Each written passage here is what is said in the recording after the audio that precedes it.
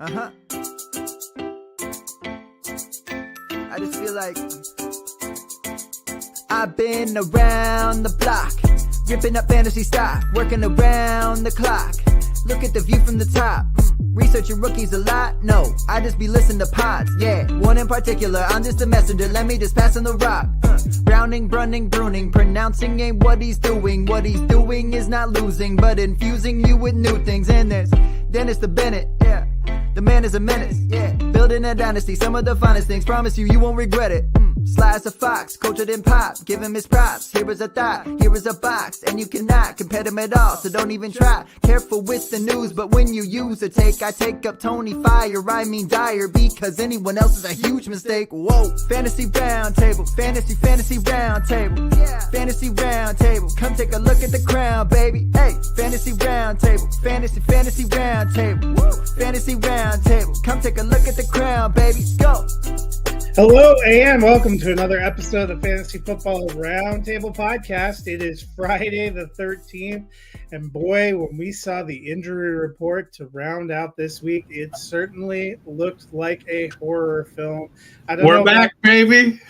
I don't know about you, but I already have a couple of dynasty leagues where my 3 or 4 IR spots are full. Which will probably be somewhat of the theme for this week. A lot of guys are going to be missing in action. Some that played last night might be missing in action for a long time, but one person who is not missing in action is Dennis. Man, it's good to be to the end of the week.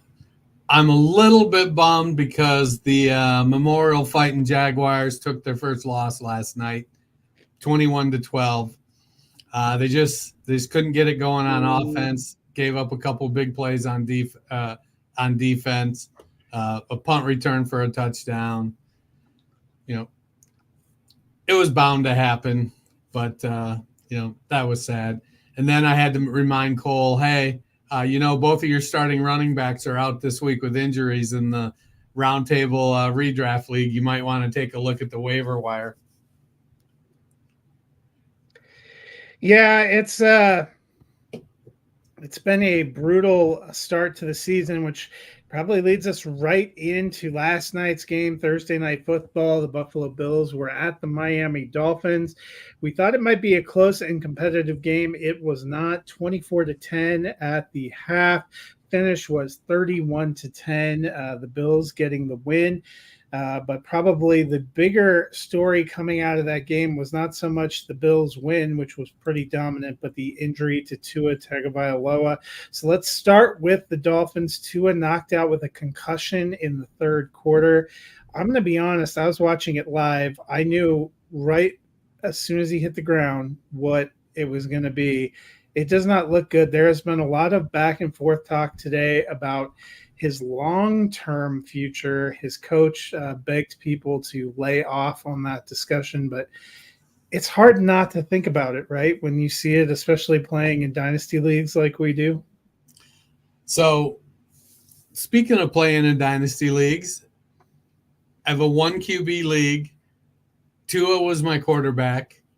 It's a dynasty league, and I had Trevor Lawrence, and I made a move last year to get Travis Kelce, and I included Lawrence thinking at some point I'll go get another quarterback, and I just never got around to it. Well, today I got around to it. I sent Jordan Addison and a 26th third rounder for Joe Burrow and Demarcus Robinson. Now, before you freak out about the values there, remember, it's a 1 QB league. So Jordan Addison actually was pretty close to Joe Burrow's value there. I feel like I got a little bit of the edge there. But the way Burrow's been playing and his injury history, I may still be looking for another quarterback. Now, I had picked up Skylar Thompson, but I got to be honest, I didn't feel great about the prospects of Skylar Thompson being my starting quarterback as I'm trying to win a championship in my longest running dynasty league. Yeah. I think after the 22 season, we talked about the need to have a backup plan in place, the places where you roster and depend on Tua. And I started on that, but he was so good and it looked like everything was behind him last year that I probably wasn't as vigilant as I could have been. When I was looking at some of my teams, there are some places where it will be a fall off for me to cascade down to who I have next. But I also think this ends up being somewhat of a long term, at least for this season, concern if you're rostering Tyreek Hill and Jalen Waddle as well. Their running games still look good. Devon Achane, despite coming in questionable, got plenty of carries, good yardage and stuff. Does that clamp down if they don't have much of a passing game? It might. It's hard to feel great about Skylar Thompson.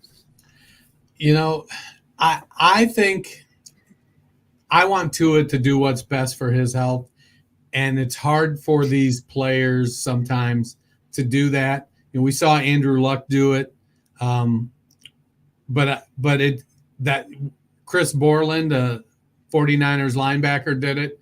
Look, going into his second year or third year, he walked away from football. I don't know what their recourse is. I mean, I saw somebody say, "Oh, they should bring back Ryan Tannehill." Well, Tannehill wasn't there when McDaniel was there. And I got to be honest, Tannehill looked pretty cooked. I mean, even Green Bay was like, "Yeah, we're going to stick with Malik Willis." I actually think their best move would be to try to see if there was someone they could trade for. I mean, I don't know. Get the Josh Dobbs and the Nick Mullinses, and is that really better than Jimmy Garoppolo? Is that really going to be better? You might have to kind of write off this season and then see what you can do in the off season. But I mean, I might actually make a run toward Jameis Winston because with the kind of offense they have now, I'm not saying that I think he's without flaws, but shit, 2 through 3 interceptions last night. So it's not like they were playing completely turnover free. We know he'd put the ball down the field. And he would. There would be worse options, for Hill and Waddle than that. Or maybe do you try to cajole the Steelers into giving you Russell Wilson?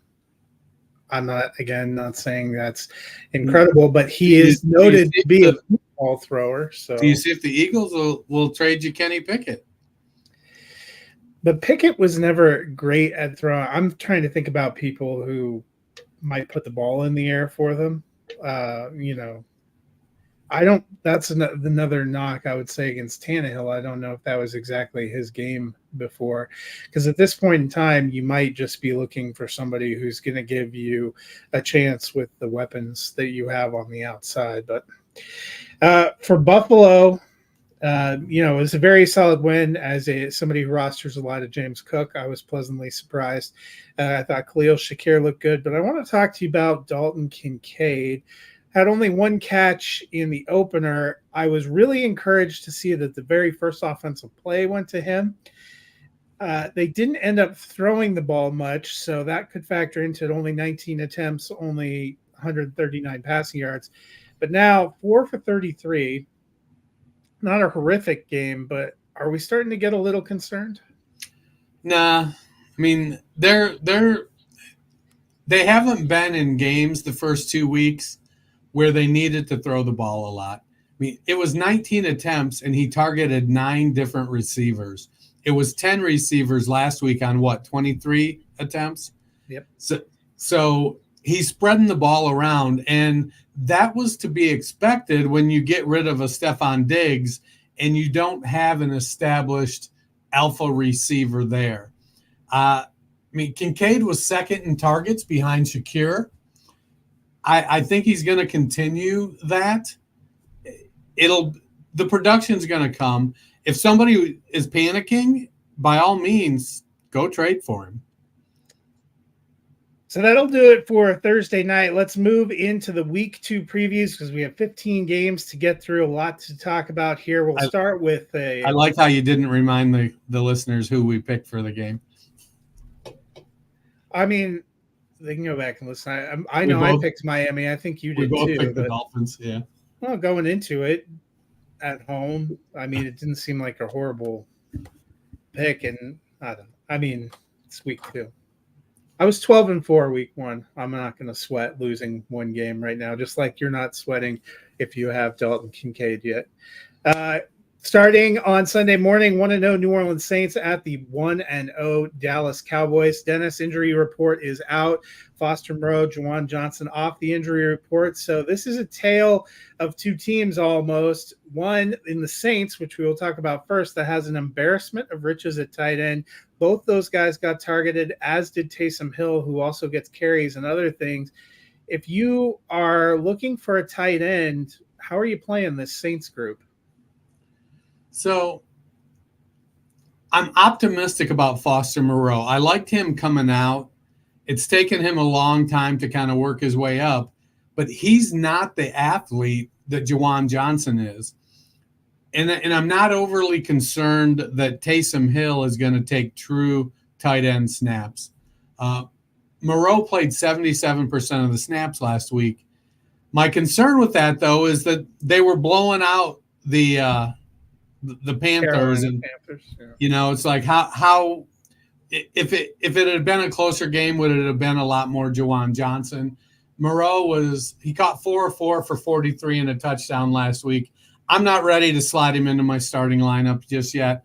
I want to see another week or two of production, but if it continues and he continues to be the top dog there, I'm okay with that. He's one of those guys that falls into that, 8 to 20 range on any given week.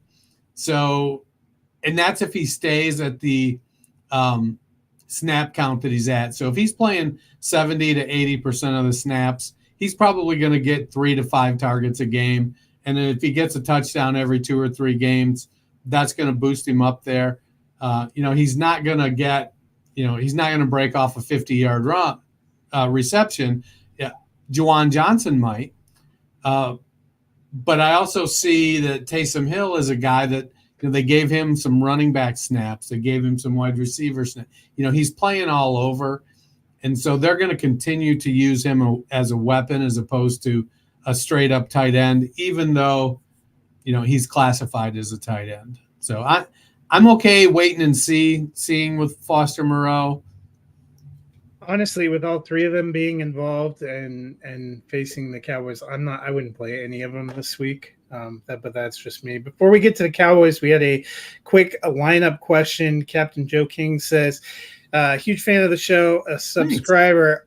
Thanks. Am I insane to start Xavier Worthy over Neighbors? I love the Neighbors matchup against the Commanders, but that Hollywood to IR gets me going. One of these guys has Daniel Jones as his quarterback. The other one has a professional quarterback. So I would probably not fault you for starting Worthy over Neighbors.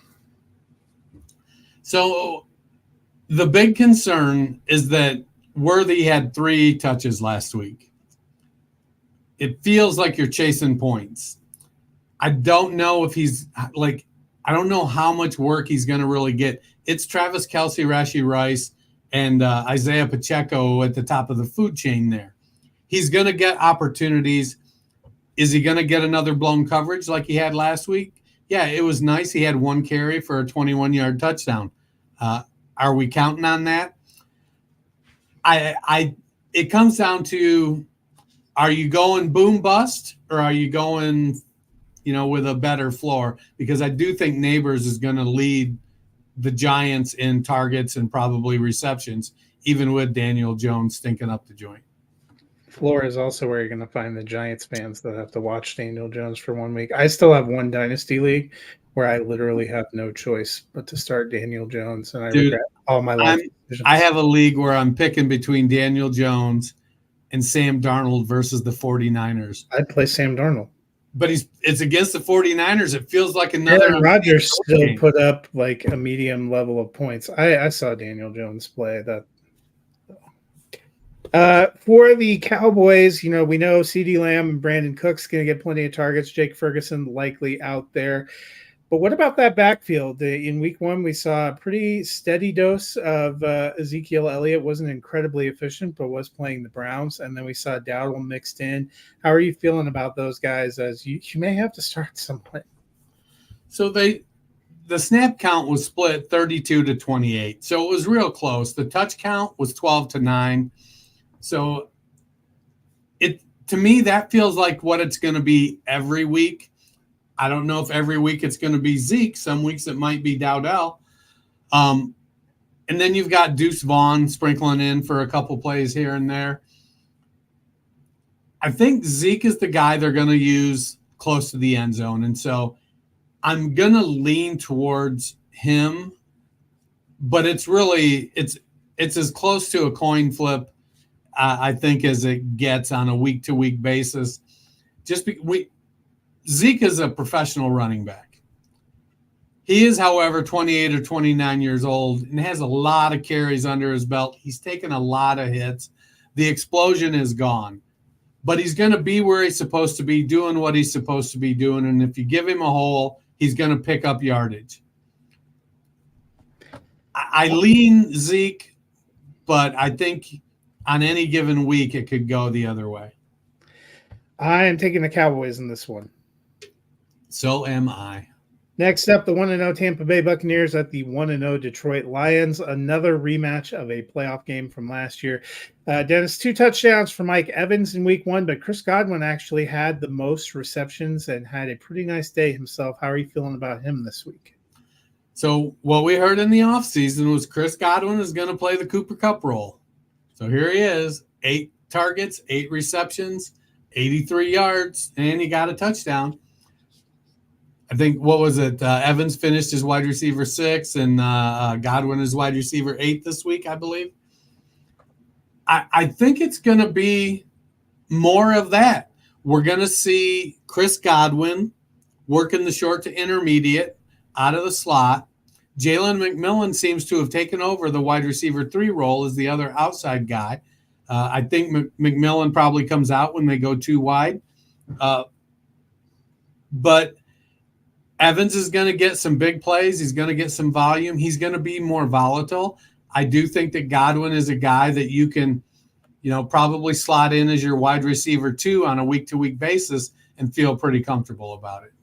And you were just spot on. 6 and 8 were their finish locations. I mean, we ranked Godwin. I had him at wide receiver 24, and you had him at wide receiver 30.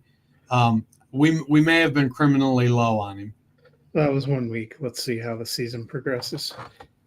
The Detroit Lions coming into last week, a lot of talk about Amon-Ra St. Brown and how he'd never had less than 75 yards passing in home games in the 2023 season. Definitely had less than that in week 1. The good news, Tampa Bay missing a lot of pieces out of their secondary going into this week. So how are you feeling about Amon-Ra and possibly a bounce back in week 2?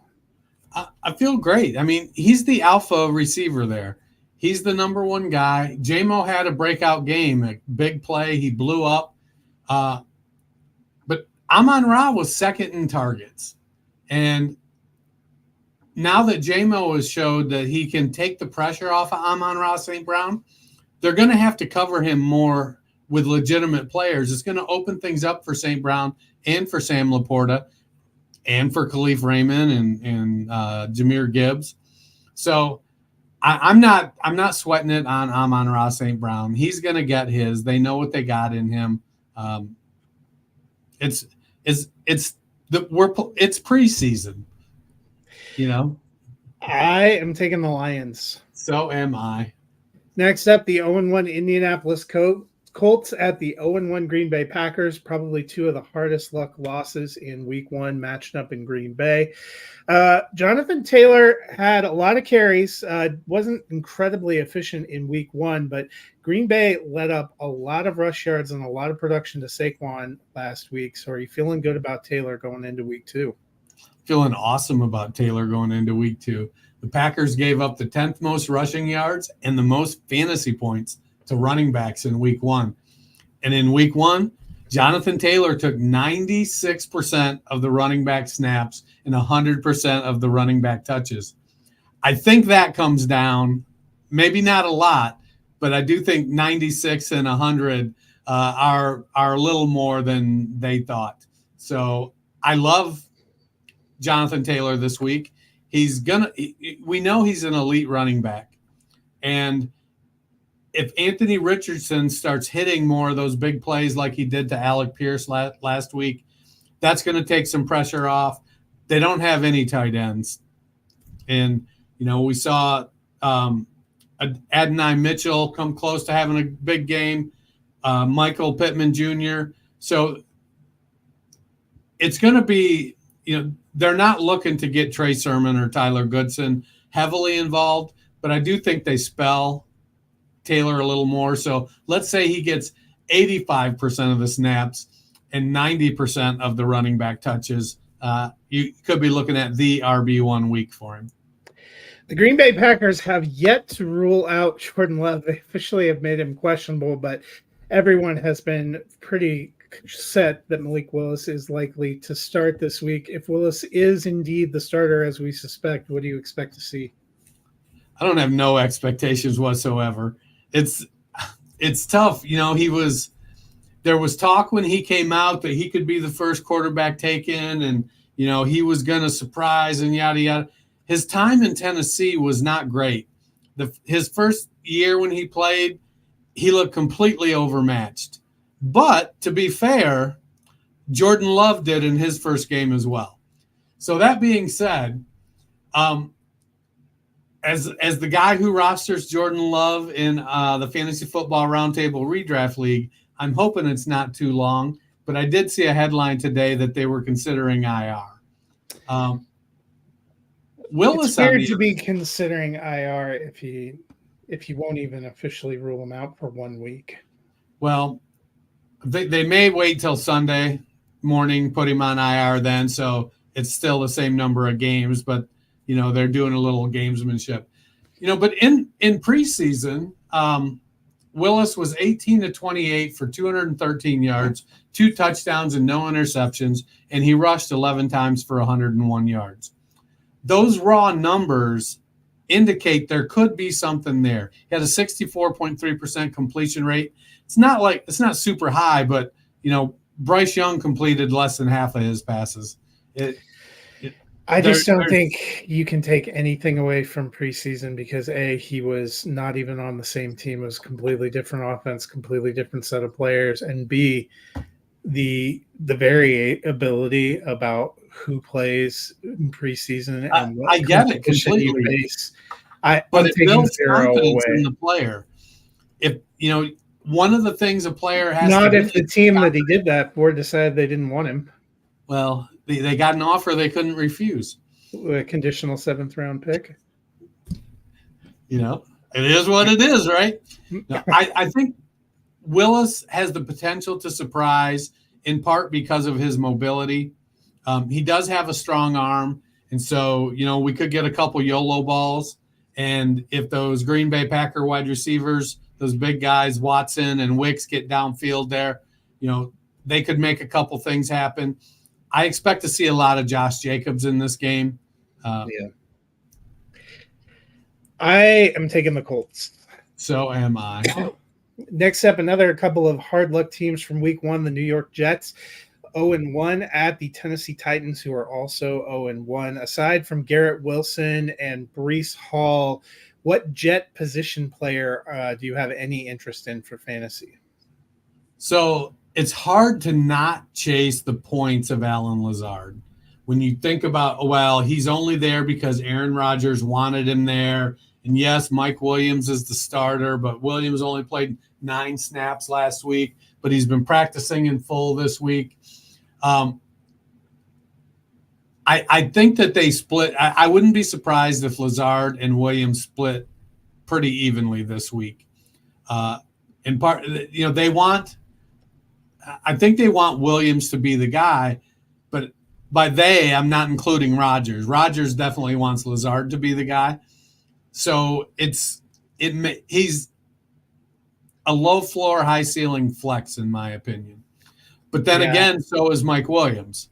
So I think if I had to choose, I'd probably take Lazard right now, and there is actually a couple of leagues where, because of the depth of the league and because of the incredible injury situation, I am putting it out there. I'm with you. If you're looking for 27 points, which is what he had as wide receiver 3 last week, you're screwed. But if you are good with 6 to 10 points, I think he's good for a couple of receptions. Now, if they can execute and the offense is throwing the ball a little more, Tyler Conklin might be viable as a tight end. He played 90% of the snaps last week. I don't think he's going to provide you with huge upside, but he could definitely give you one of those 4 for 45-yard kind of games. I'm off Conklin. We have not seen Aaron Rodgers very often support a tight end. Robert Tonyan and his magical 10-touchdown season is kind of an outlier for Rodgers' career. He never looked his way. Those targets came when Tyrod Taylor came in the game. That is a little alarming to me. On the Tennessee side, last week it was a pretty heavy split. Tony Pollard's direction. Do you think that it will even out a little bit more if you have Pollard and Spears? What is your comfortability level of playing one or either? So Brian Callahan told us in preseason what it was going to be like. He said, I've got 2 guys that are interchangeable, and I'm going to play them both. And when one of them heats up, he's going to get more touches. Last week, Pollard heated up. It could very well be Spears this week. Let's see. I ranked Spears at 25 and Pollard at 29. You ranked Spears at 30 and Pollard at 23 for the season. So, I think they're both going to finish in that range. It just ends up being who gets hot when, and that's going to dictate what Brian Callahan does. So for this week, you can actually find my weekly rankings on the site, campustocanton.com. I am doing weekly rankings. You'll find our consensus, but you can also find my isolated. I have Pollard at 22, and I have Spears at 37. I don't think it's a particularly great matchup. We shall see. I don't like their quarterback situation, and I don't love their offensive line situation. But Pollard is probably the one I feel better about. There is a league where I'm playing Spears in flex because I don't. Who else are you going to play, right? I don't have a lot of options. I am taking the Jets in this one. So am I. We've got a lot of consensus going on this week. Well, that might be better for you or worse for me. We'll see how it shakes out. The San Francisco 49ers 1-0 at the Minnesota Vikings 1-0. Christian McCaffrey ruled out for week 2. Potential that they will put him on IR, which is not what any of us wanted to hear. Jordan Mason was incredible in week 1. How are you feeling about him going into week 2? The same way I feel about any 49ers running back. That offense produces. Yes, some running backs are just more talented than others. See Christian McCaffrey, but when available, Elijah Mitchell performed. Hell, Trey Sermon did okay in that offense. Going all the way back to his dad, Shanahan's dad, we've seen no-name running backs come in. Would you be surprised if George – oh, no, he's on the other team. Never mind. Would you be surprised if Isaac Guerrero went in and rushed for 100 yards in that Shanahan offense? No. I don't know. I think if they got down that low, they might not give him enough carries to get up there, because I still think this bodes well also for Debo, because I think it's going to be Mason and Debo a lot like what we saw in week 1.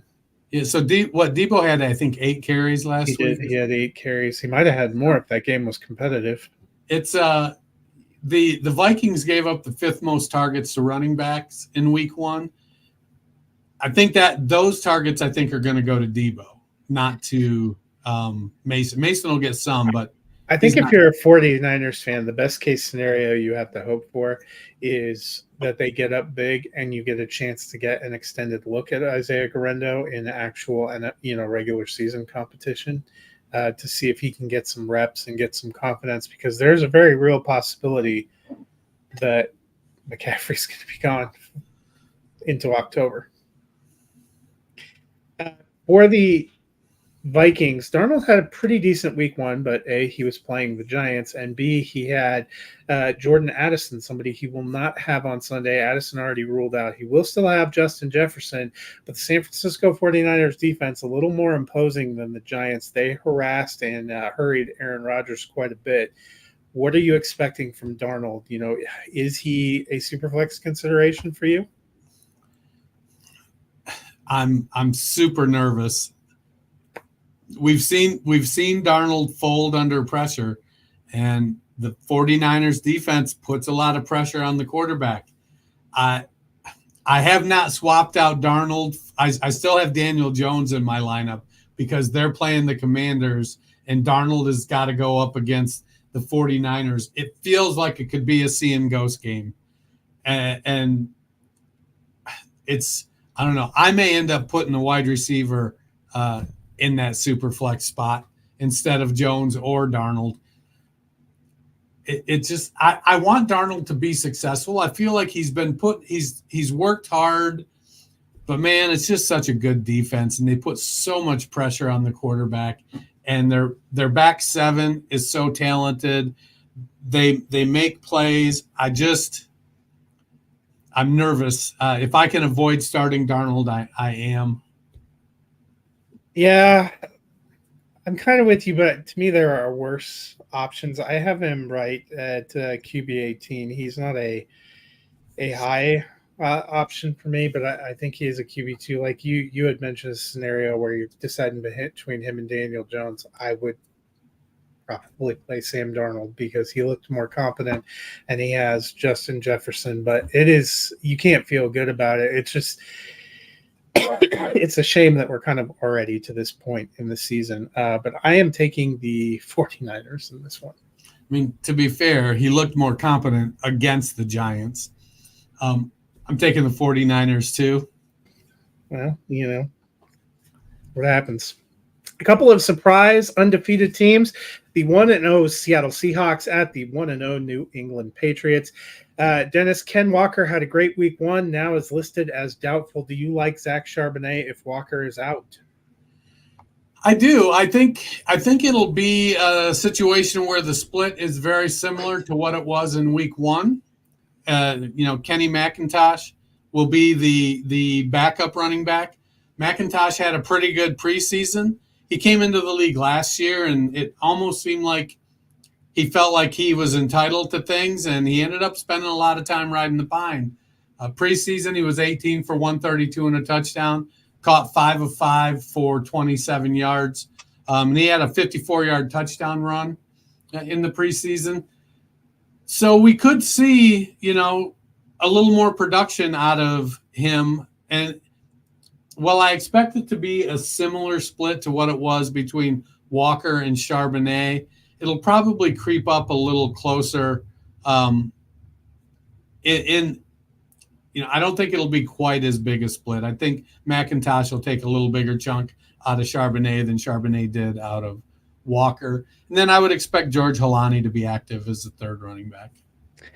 Yeah, I'm kind of, I could see RB2 for Charbonnet. I don't know that – I didn't think Walker was going to have quite as big a game because we saw a little bit better defense from New England last week than we did from Denver.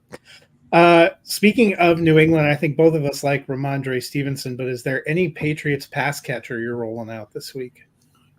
So the Patriots pass catchers need to sort themselves out. Osborne played 62%, Douglas played 60%, Thornton played 58%, and Polk played 54% of the snaps. So they're putting them out there and saying, somebody step up and become the number one. Osborne caught 3 of 6, Douglas caught 2 of 3, Thornton caught 2 of 3, and Polk caught his only target. They're not being super productive just yet. But we need to see how it shakes out. Somebody has got to take control of that wide receiver group. You can't wait for Kendrick Bourne to come back. To be fair, Kendrick Bourne is kind of a jag. And so is KJ Osborne. Tyquan Thornton and is a speed guy, and Polk is a rookie. Pop Douglas is a slot guy. Like let's see somebody step up. But in the interim, give me all the Hunter Henry and Ramondre Stevenson you got. I am taking the Patriots in this one. So am I. Next up, we have the game of the week, the 0-1 New York Giants at the 0-1 Washington Commanders. We've danced around it. We've given a lot of opinions. But, Dennis, how do you feel about Daniel Jones? Dude, this could be a 41-39 kind of game because, neither team was good.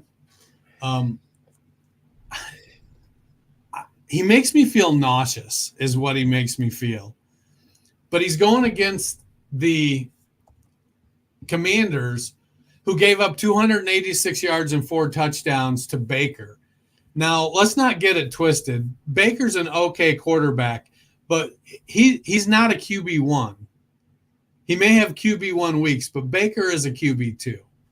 So is there an opportunity for Jones to make something happen?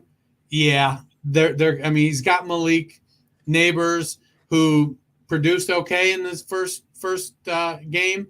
Wan'Dale Robinson looked pretty good. Hell, Theo Johnson was even a little bit productive. So there is the opportunity that Jones could be. There's ever so slightest of possibility that he can be QB 24 this week. I'm not betting on it, but I have him ranked as QB 30. The only two that I had below him was Gardner Minshew and Bryce Young, who looked functionally lost. He's a QB 3 for me. I pray you have better options than that. For the Commanders, Terry McLaurin, not a great week one. We heard a lot of talk post game from Dan Quinn that they would like to see some more passing. Obviously passing was pretty successful for Darnold and the Vikings against the Giants. How are you feeling about McLaurin this week? Well, Adam Levitan from Established the Run tweeted out that McLaurin lined up on the left side 32 of his 46 snaps. And if you remember in Cliff Kingsbury's offense, that's where DeAndre Hopkins lined up. And so that would seem to tell us they want McLaurin to be the DeAndre Hopkins of this offense. Well, we just need Jaden Daniels to get him the ball. So it's less – McLaurin is a really good route runner. And I think it's a shame if you're going to pigeonhole him to just one side of the field because there's so many things that he can do as a route runner, and he is fast. But if he can start to beat that guy on the left with any kind of consistency, will Jaden Daniels be able to get him the ball? That's going to be the real question. So it's less scheming him open and more just go beat your guy. So McLaurin's got to do his part. I still think he's going to get plenty of volume. We talked in the preseason that we felt like he was going to get a lot of volume. I still think there will be a lot of volume. He's by far the best wide receiver on that team. I am taking the Commanders in this one. So am I. 1-0 Los Angeles Chargers at the 0-1 Carolina Panthers. Dennis, we're feeling pretty good about Dobbins in the backfield, but is there a Chargers wide receiver you trust? Well, with Palmer banged up and Chark is on IR. So, their starting three is Palmer, McConkey, and Quentin Johnston. So Palmer played 81% of the snaps last week, and he went 2 for 4 for 15 yards. Not real productive. McConkey saved his day with a touchdown. He was 5 of 7 for 39 yards. You want a little more out of him in the production route. And then Quentin Johnston was 3 for 5 for 38 yards. Johnston and McConkey both played 67% of the snaps. It looked last week like they stopped asking Quentin Johnston to be Mike Williams, and they said, hey, we're going to do what you do best, which is we're going to put you in position to catch the ball in short areas and use your run after the catch. Will they continue to express that? Let's hope so, because there is the possibility that he starts, breaking off big chunks. The real issue will come down to whether or not Palmer can stay healthy, but it feels like McConkey is kind of rising to the top of that crew. Yeah, that's the one I have the highest too, but I'm not really bullish on any of them, even in this week. Uh, for the Panthers, terrible look for Bryce Young last week. They traded to get Deontay Johnson. We had hoped he was going to kind of be their true number one. He finished fourth among Panthers receivers in yardage. Are you rolling Deontay Johnson out there? I mean, he played the second most snaps behind Adam Thielen, and he had the second most targets with one less than Xavier Legette. To me, that tells me they want him to be productive. They want him to be that guy. But Bryce Young just had an awful, awful week. It was a terrible week to be a Carolina Panthers wide receiver. All three wide receivers are getting action. I mean, I think their target numbers were like 6, 7, and 8 or something like that. So they're all getting some action. They just need Bryce Young to step up. I mean, you're talking about a defense that was able to hold Devontae Adams for 5 receptions and 59 yards last week. So Johnson might still be their best option. I don't have many higher than a wide receiver 4. I would take 5 for 59 from any one of those receivers. I don't think any of them are going to get there. I am taking the Chargers this week. So am I. A question before we move on to the next matchup. Half PPR, who would you start, Mark Andrews or Brian Thomas? That is a tough one. Baltimore has the Ravens. The Jaguars have an easier matchup. I think I'd probably take Brian Thomas. Yeah, Thomas is kind of stepping up, and they like him there. Not that I'm nervous about Mark Andrews. I think he's going to be just fine over the course of the season. But I think that Thomas gives you a bit more ceiling. The next matchup actually is the Cleveland Browns 0-1 at the Jacksonville Jaguars. I don't know why I blanked it out. They are also 0-1. David Njoku is ruled out. Do you have any interest in his backup, Jordan Akins? Akins has flashed several times over the course of his career, but he's not. He's known for being an inline tight end. He's a big dude, good blocker. It depends on my level of desperation. He's not somebody I'm going out and looking for. And we know that Deshaun Watson doesn't historically target the tight end a lot. So there's probably better options out there. Turning to the Jaguars, among the wide receivers, Brian Thomas, who we just talked about, and Gabe Davis, a lot more productive than Christian Kirk last week. Do you think that continues in week 2? No, Gabe Davis is what Gabe Davis is. He's gonna be boom bust. Some weeks, man, he's gonna win you your league, and other weeks you're gonna be, man, hoping somebody can cover for him. The Jags had the 6th most passing attempts and 9th most passing yards in 2023, and it feels like they went out and bolstered their passing attack with Brian Thomas Jr. and Gabe Davis. But they need to throw the ball more than the 21 times they did last week. It's just, we've seen so far this year some really low volume pass games from high volume passing quarterbacks. So I'm chalking it up to the first 3 games of the season are the true preseason. Let's get through week 3, and then we'll see these offenses start to click and get rolling. I am taking the Jaguars in this one. So am I. I mean, I want Jameis Winston. Give me Jameis Winston. Let's get that Browns offense going. You might see it after this week. Las Vegas Raiders 0-1 at the 0-1 Baltimore Ravens. I accidentally Freudian slipped and put 1-0, but they did lose that opening game despite their protests. Brock Bowers, 6 receptions, 58 yards in week 1. It was a putrid week for tight ends, but he was actually tight end 3. You like him firing him up in week 2? Well, I think you are starting him. I think the expectation is that he's a low-end tight end 1 most weeks. I mean, it was a terrible scoring week for tight ends last week. So, he was tight end 3. He didn't blow up, but they showed the willingness to use him like we hoped a team would based on his college production. I had ranked him as tight end 12 going into the season. You had him as tight end 14.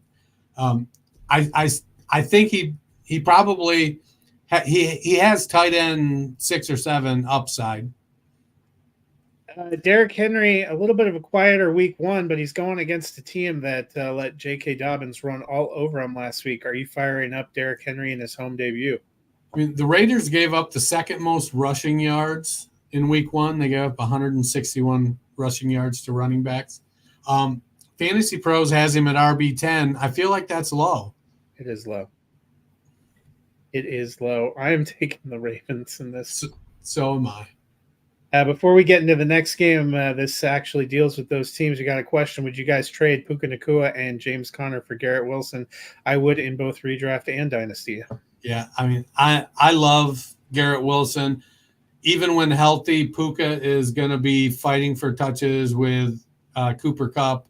And as much as I like Conner, are we going to be surprised if he misses 5 games this year, 6 games? Plus, you have to feel with Conner, it's kind of all about this year, and we don't know what his future is. So that's why I would definitely do that. And that leads us to our next game, which is the 0-1 Los Angeles Rams at the 0-1 Arizona Cardinals. Dennis, Kyron Williams got most, if not all, pretty much all the volume in week one for the Rams. Are you feeling better about him against a softer Arizona Cardinals defense? I am. They showed the willingness to ride him until he breaks, and then when he's better, get right back on and ride him some more. In fantasy, I'm going to do that same thing. Until they show me they're not going to put him in there, there's no reason to not have him in your lineup. I wouldn't be surprised if he drops some from the 91% snap share that he had. That, maybe he drops down to 75% snap share, 80% snap share. But I think for now, expect him to dominate touches when he's healthy. Especially with Puka out, I think it's him and Cooper Kupp kind of as the focal points right now. For the Cardinals, there's been a lot of talk about Marvin Harrison Jr. back and forth this last week. Only 1 reception for 4 yards in the opener. Some, I would say, light calling out by his quarterback in press comments this week. And some light calling out by the media who questioned his effort in week one. What are you expecting to see from him in week 2? Well, I don't know about questioning his effort. What I do know is he's an effortless player. And so things look easy when he's doing them. So it's easy to say, oh, well, that. And I say that as somebody who watched all of his college games. There was some talk about, his routes were a little bit sloppy, but I beg to differ with Kyler. His job is to force the ball to his wide receiver 1. I mean, if you're a quarterback and would anybody say it wasn't Aaron Rodgers' job to force the ball to Devontae Adams or to force the ball to Garrett Wilson? No, that's literally the job, is to get the ball to your best player. So as much as I'm in on Kyler this year, I think that it's that was a little bit of a misstep. Did he think maybe he was motivating Harrison? I don't know. But if you think back at what we said in preseason, we said that teams were going to tilt towards Marvin Harrison Jr. until somebody on the other side said, hey, if you guys aren't going to guard me, I'm going to put up big numbers. Well, we saw Michael Wilson get a touchdown last week. Trey McBride is Trey McBride. So Greg Dortch had a good game. As things start to level out and, teams are going, we can't afford to put 3 players over on Marvin Harrison's side. We need to cover these other guys or we're just going to get burnt all day. The volume is going to come. The production is going to come. I do think there's a lot of pressure on him in week 2 because of some of what got said. And there's a lot of pressure on Kyler to find him too. So he was wide open at the 110 mark. On one play.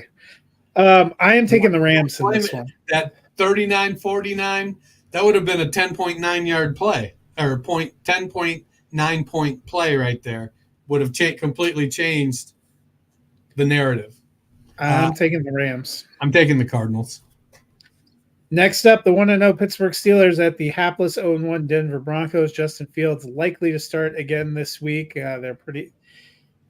I mean, I feel like they've 85% guaranteed it, but they have not gone so far as to say they're 100% guaranteeing it. But I expect we're going to see Fields. That's how I ranked him. What do you think we're going to see from him this week? I feel kind of like you. Like there's that.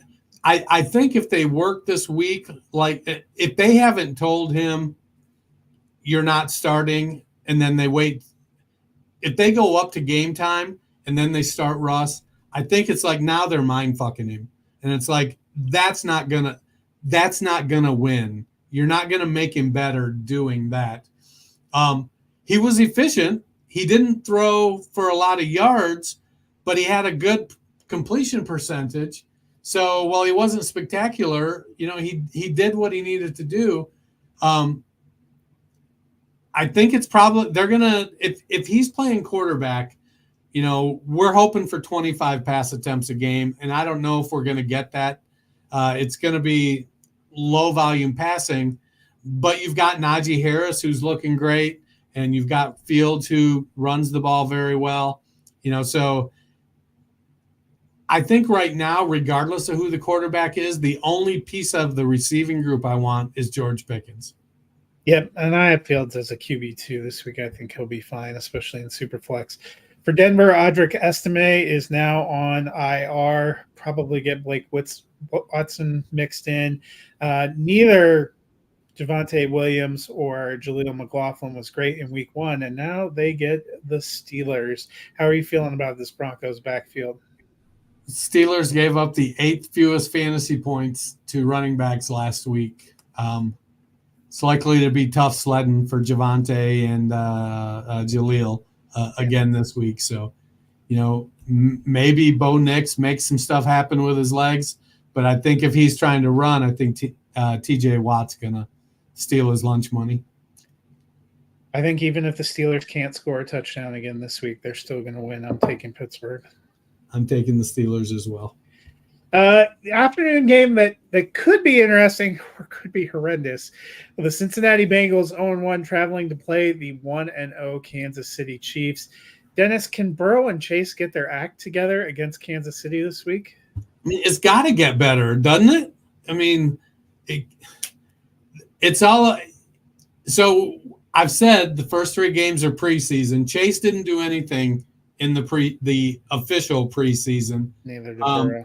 And I'm starting to wonder if Burrow's wrist is like, if it's one of those things where, how a running back comes back and he's got to get confidence back in his knee, and that's why a lot of times it takes longer for them to get back to form. I'm wondering if we're having some of that with Burrow in his wrist. I mean, he said his wrist is fine. A lot was made of that kind of sideline video, and he sloughed it off. But their entire team looked like they did not care on Sunday, and they certainly played like that. If they can't get up for Kansas City, I think we're going to have to start rethinking a lot of things. I hope their coach gave them an ass kicking, but they have not won. I don't think they've won opening day with Zach Taylor as their coach. They haven't won opening day since like 2020. So kind of an interesting stat. Well, it's not opening day this week, so last year they didn't start that well either. Likely no T. Higgins in that one, so if you roster him, you need to make other plans. For the Kansas City Chiefs, Hollywood Brown going to IR today. Xavier Worthy turned only a handful of touches into 20.8 PPR fantasy points in week 1. How are you feeling about him for week 2? Feels like you're chasing points, and he had 3 touches to put up 20 points. He's the Chiefs Gabe Davis. It wouldn't surprise me one bit Chiefs if he had Christian Watson. 3 touches again this week and has 7 points. So I like Worthy, but I think he's a very boomer bust flex. He was wide receiver 11 on 3 touches out of 4 opportunities last week. Rashee Rice and Travis Kelce and Isaiah Pacheco, they are the guys that make that motor run. I think Worthy's Worthy will get a few chances at each game. It wouldn't surprise me if he has another end-around opportunity. It also isn't going to surprise me if it goes for 2 yards instead of 21 and a touchdown. Yeah, I mean, I think he's a boom bust option too, except, I think this could end up being a little bit more of an interesting offensive game if Cincinnati picks itself up. I have him kind of in that wide receiver 3, wide receiver 4 range. It's what I said before the opener. I said I bet they will take a few shots at Worthy. I don't know if I feel confident starting him as a wide receiver, and they took a few shots, and it just happened, like you said, that those shots hit. Coverage and yeah. So I mean, if those shots hit, yeah, you could end up with a top 12 day, but if those shots miss, you could end up with him at wide receiver 42. And if you just need him as a flex and you're just going for upside, fine. If you're depending on him in a wide receiver 2, I still don't think he's a good top 24 bet just at this point in time. I am taking the Chiefs. So am I. Sunday Night Football has the 0-1 Chicago, or the 1-0 Chicago Bears. Apparently, math is hard for me. At the 1-0 Houston Texans. Caleb Williams, he got a win in Week 1, but it wasn't really thanks to him. Only 93 passing yards. Do you expect a little better performance on the road in Houston, even though it's possible he may not have Rome Odunze or Keenan Allen? That's going to present some opportunities for him, not having them. It also could present some opportunities for Cole Kmet, who didn't get squat last week. He got outsnapped by Gerald Everett. The game needs to slow down for Caleb right now. I think he's thinking hard and playing slow or playing fast, and he needs the game to slow down and just kind of get into that natural feeling of it. It's like what happened with Bryce Young last year, and the game just was a little bit big for him. I think Caleb's going to be just fine. Not having Odunze and Allen is, both of those guys are game time decisions, so they could both play. One could play, neither could play. You need to seriously have alternative plans. So I drafted Caleb in some leagues, rookie drafts, and so I'm counting on him to mature. Yeah. So if it was easy to be an NFL quarterback, everybody would do it. Yeah. So I mean, do you still have him in QB2 range? I think I have him right low end, bottom QB2 range. I wouldn't be surprised if he's not a QB2 this week again. Actually, I have him QB25, so I guess that's So I mean, but I also wouldn't be surprised if he was QB20. So somewhere between 20 and 30 is, a very reasonable expectation, even if it is kind of broad. We got a quick question before we go to the Texans. Pick 3, full PPR: Jordan Mason, Jerome Ford, Kyron Williams, Travis Etienne. I actually think Etienne's the one I would sit. Yeah, I'd sit Ford. I mean, it's a toss-up between those. I'm locked in on Mason and Kyron Williams. Etienne, it's hard to tell, that dead even carry split with. And I don't think it would have been up decent. I don't think it would have been dead even if it weren't for the fumble. I mean, Tank Bigsby, for all of my, he's the Gabe Davis of running backs for me, or the MVS of running backs for me. But 7 of his 12 carries went for 2 yards or less. And, he had a couple nice runs, and that boosted his production and how it looked. But I think if Etienne doesn't fumble, 5 of those 11 carries go back to Etienne. Yeah, I mean, the Jaguars, I think, will have a better day than the Browns. So that's not a terrible one. It just feels like, and the Browns line, you do have a point. Jedrick Wills already got ruled out, and Conklin's like a game time decision. So I take it back. I might actually go. You're probably right. Ford is the one that's the least likely. Conklin's been a game time decision since he kind of signed his contract, dropped his pen on the ground, and sprained his back. Dennis, last week we saw pretty good games from both Stephon Diggs, who finished as wide receiver 9, largely thanks to a couple of touchdowns, and Nico Collins, who finished wide receiver 13, thanks to going over 100 yards. Tank Dell, a little bit of a quieter day. How are you playing the Texans wide receivers in week 2? I'm going to beat the drum all season long. It's a situation where you've just got so many excellent weapons that every week somebody's going to get left out. Last week it was Tank Dell. Fantasy Pros has Nico at wide receiver 12, Diggs at wide receiver 24, and Dell at wide receiver 30. Diggs was saved by the touchdowns. He caught a few passes, but didn't have hardly any yardage at all. I feel like we're seeing the end of Stephon Diggs. He's entering into the Antonio Brown phase of his career, and I'm all in on Nico. And I just at this point I like Tank Dell better than 31-year-old Stephon Diggs. That the team, they brought him in because they know he can be good, but they moved all of the money to be able to get out of his contract after this year.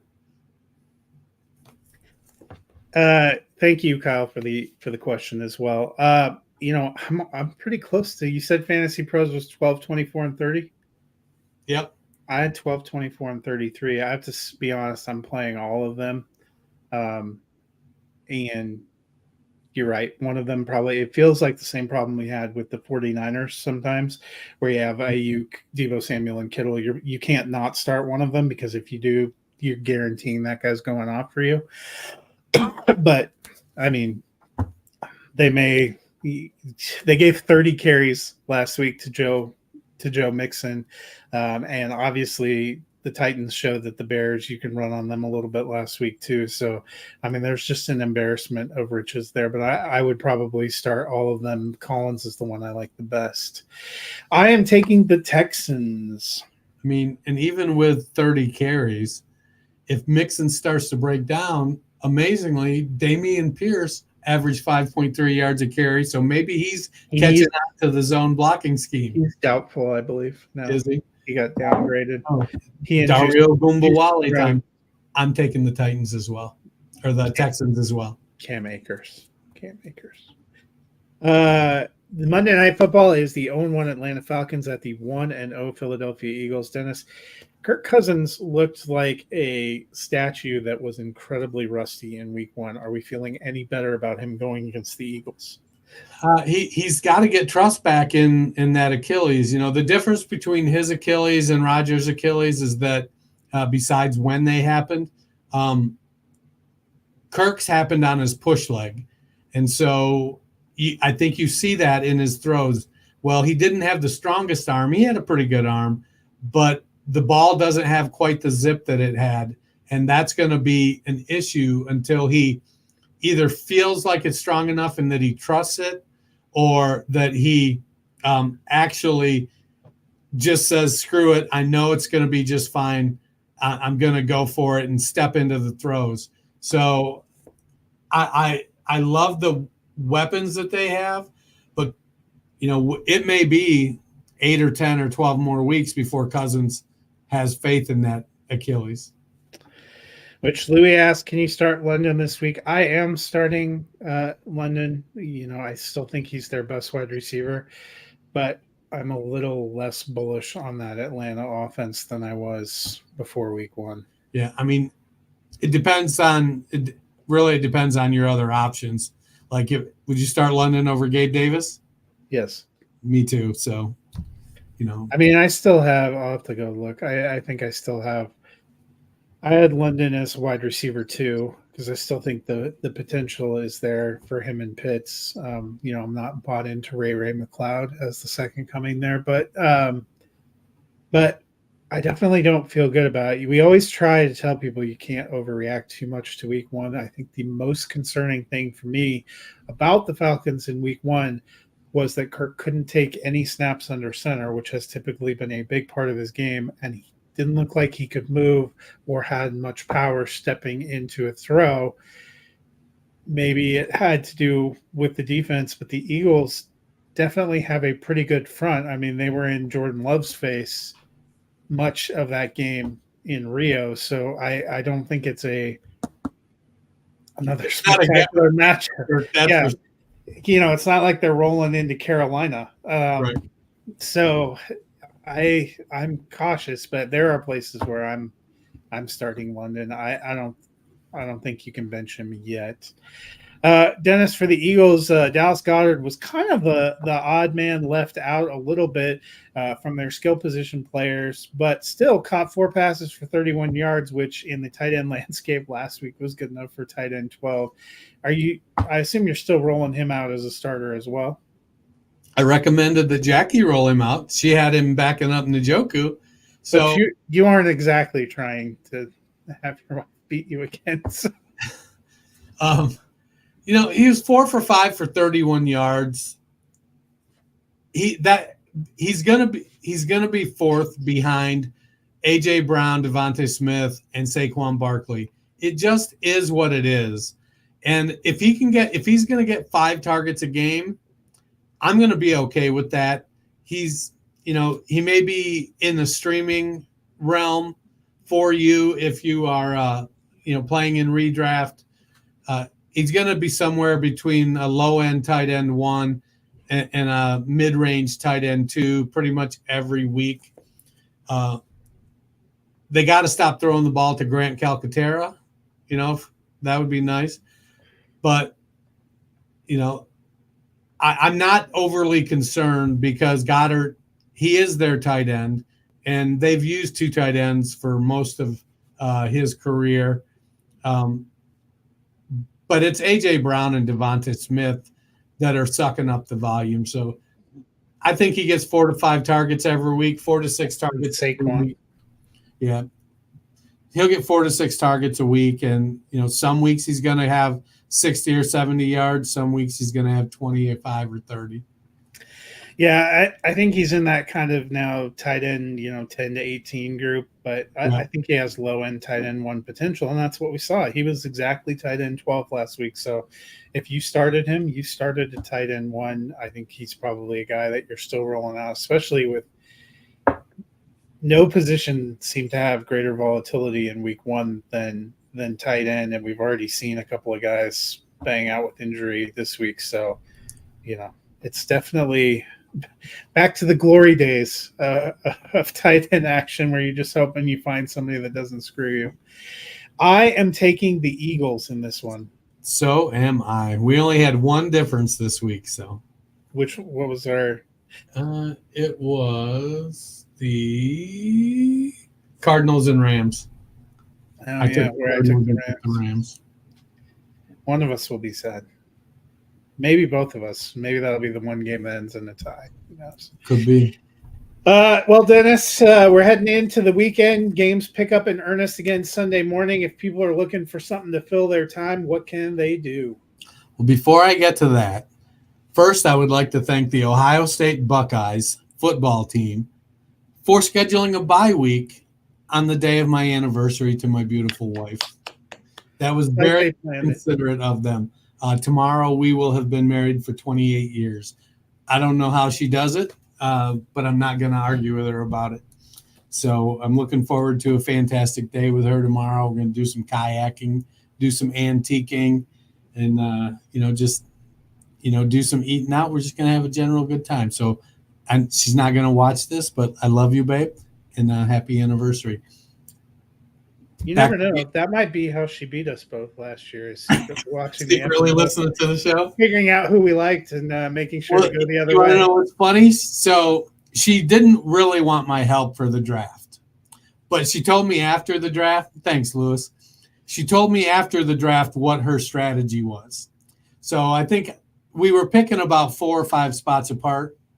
Her strategy was to watch the position I picked and then pick that position. I don't see how it works. I mean, she beat us both last year, so can't really say anything about it. Yeah. Yeah. Anyways, go to your favorite podcast platform, hit that search bar, type in the Fantasy Football Roundtable podcast, hit that like and subscribe, leave us a rating and review. We love that. Well, I hope everyone has a successful week. Let's pray against any more big-time injuries between now and Sunday. Hope you guys do well in all your fantasy matchups. We will be back on Tuesday with a full look at whatever happens in a wild week 2. Till then, have a great weekend.